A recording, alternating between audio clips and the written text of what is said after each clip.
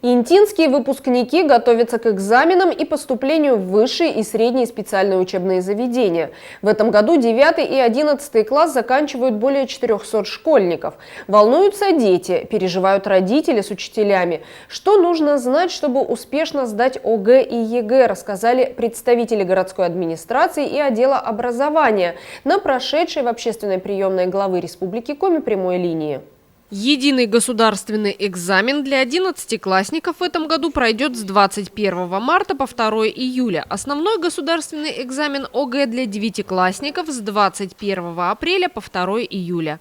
Как может повлиять пандемия коронавируса на подготовку и проведение экзаменов? Где найти варианты контрольных измерительных материалов? И что изменилось в заданиях? Эти и другие вопросы задавали родители выпускников в ходе прямой линии. Я бы хотела узнать, говорят, что КИМы и задания в них очень сильно меняются с прошлым годом. Правда ли это? И где это вообще можно выяснить? По поводу КИМов. Вся информация по КИМам размещена на сайте Федерального института, поэтому вы заходите, дети знают все адреса всех этих сайтов, все находятся в образовательной организации. Можно выйти на сайт, посмотреть предложения, которые есть, сравнить их с прошлым годом и выяснить для себя, насколько вы считаете для вашего ребенка или ваш ребенок считает, что они разные и насколько они сложные. КИМы размещены, пожалуйста, занимайтесь.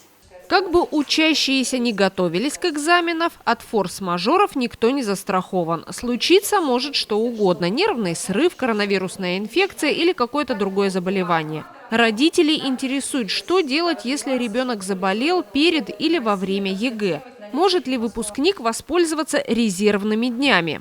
Есть запасные дни, для этого вы должны вызвать врача. Врач должен зафиксировать, что у вас ребенок в этот день болен. То есть основанием для того, чтобы ребенок был допущен к экзамену в дополнительные сроки, у него должно быть какое-то обоснование. Обоснованием будет являться медицинская справка. Поэтому в этом плане не бросайте на самотек, а только по заключению врача. А вот подскажите, пожалуйста, если вдруг в связи с такой ситуацией у нас вообще в республике, если, вот, допустим, ребенок придет на сдачу экзамена и резко поднимется температура там, то в данном случае... Значит, если он себя плохо почувствовал, он обращается, есть организаторы в аудитории, где проходит экзамен. При каждом экзамене, в каждом пункте приема экзаменов находится врач, по крайней мере, медицинский работник дежурит. Он вправе обратиться, и если этот факт зафиксирован, он уходит опять-таки по причине заболевания и может сдавать экзамен в другие сроки. В этом учебном году выпускники 9 классов будут сдавать экзамены на базе 7 общеобразовательных организаций. Пункты проведения ЕГЭ для 11-классников будут организованы в 2 городских и 2 сельских школах. В 2022 году в региональной информационной системе зарегистрировано по 9 классам 242 участника, по 11 классам 169 участников. Определены пункты проведения экзаменов. Для 9 классов ЕГЭ будет проходить в школе номер 9, номер 8, в лицее номер 1, в гимназии номер 3, в средней общеобразовательной школе сельских населенных пунктов – это Абесь, Косевом и Петронь. И традиционно для 11 классов определены 4 пункта проведения экзаменов. Это средняя общеобразовательная школа номер 5, гимназия номер 2 и школа поселка Абесь и села Петронь. Порядок проведения экзаменов в этом году кардинально не поменялся. В общем-то, все то же самое, что и в предыдущие годы. В связи с распространением коронавирусной инфекции экзаменационная кампания будет проходить при строгом соблюдении санитарно-гигиенических рекомендаций. Традиционно все пункты проведения экзаменов обеспечат необходимым количеством средств индивидуальной защиты и дезинфицирующих средств. Рассадка участников на ЕГЭ будет организована с учетом соблюдения дистанции не менее 1,5 метров. Заболеваемость и ОРВИ идет, и грипп ходит. Сегодня накладывается одно на другое. Многие дети болеют, многие взрослые болеют. И в связи с этим закрываются какие-то классы. В данном случае может закрыться и образовательная организация на какое-то время, на мероприятие для того, чтобы разъединить, минимизировать общение и создать ситуацию, когда прервать эту цепочку передачи инфекции от одного к другому. Я думаю, что мы уже прошли шоковую терапию, когда только в 2020 году случилась пандемия, когда мы буквально, это был апрель месяц, вспомните, апрель месяц, начало мая и май, когда мы были вообще все закрыты и переведены на дистанционное обучение с использованием электронных возможностей. И тем не менее мы готовились к экзаменам, мы их проводили в более жестких, в более непривычных для нас условиях. Тем не менее все прошло нормально, сбоев не было, срывов не было, все сдали экзамен, получили аттестат и, слава Богу, продолжают свой жизненный путь в соответствии со своими целями и задачами. Организация и проведение государственной итоговой аттестации – один из важнейших этапов деятельности образовательных организаций. В прошлом году 25 интинских выпускников были награждены золотыми и серебряными медалями за особые успехи в учении. Выпускники школ, гимназий и лицея на экзаменах получили высокие баллы.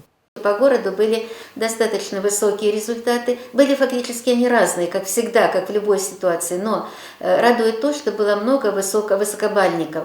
Высокобальники – это те, которые набирают 80 и более баллов. У нас, к большому сожалению, нескольким нашим выпускникам не хватило буквально по 1-2 балла до 100 баллов. У нас были результаты 99, 98 баллов, 97 баллов. Это было очень приятно, причем ребята сдавали экзамен не по одному предмету, получали такой высокий балл, а, допустим, в совокупности по 2, по 3 предметам. И поэтому мы потом прослеживали путь этих выпускников. Они очень успешно, удачно поступали и сегодня продолжают успешно обучаться. Поэтому хочу сказать выпускникам этого года, что не надо бояться. Если вы, уважаемые выпускники, уверенно себя чувствуете на уроке, то вы также уверенно можете себя чувствовать и на экзамене.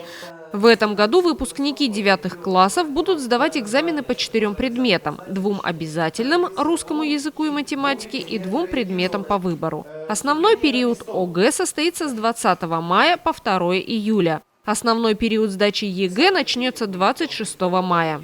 Русский язык и математика – это обязательные предметы, да, что и в 9 классе, что и в 11. И дети выбирают еще дополнительные предметы, то есть экзамены по выбору. В 9 классе это обязательные, к обязательным еще +2, и в 11 сколько деткам кому нужно. И вот в нашем городе в этом году побеждает обществознание и в 9, и у 9-классников, и у выпускников 11 классов. Обществознание выбрали из 9-классников более половины учеников, ну и в 11 классе тоже около половины. На втором месте у нас у 9-классников география, 101 участник, информатика, что тоже это замечательно, 89 участников. Дальше биология, английский, история, физика, химия, литература.